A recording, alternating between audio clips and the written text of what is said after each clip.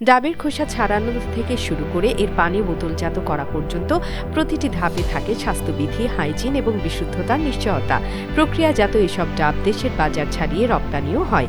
শুধু পানি নয়, ডাবের নরম শ্বাস আলাদা করে তুলে তা হিমায়িত বা সংরক্ষিত খাবার হিসেবেও বাজারে আসে। অন্যদিকে পাকা নারিকেল থেকে তৈরি হয় ভার্জিন নারকেল তেল ও নারিকেল দুধ, যেগুলোর চাহিদা এখন আন্তর্জাতিক বাজারেও ব্যাপক।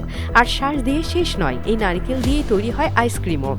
বিশ্বে নারিকেল উৎপাদনের শীর্ষে রয়েছে ইন্দোনেশিয়া, তবে ফিলিপাইন, ভারত এবং থাইল্যান্ডও নারিকেল উৎপাদন ও রপ্তানিতে অন্যতম। থাইল্যান্ডের বিশেষ সুগন্ধি নারিকেলের পানি আন্তর্জাতিকভাবে এতটাই জনপ্রিয় যে শুধু 2022 সালেই দেশটি 680 মিলিয়ন মেট্রিক টন নারিকেল উৎপাদন করেছে।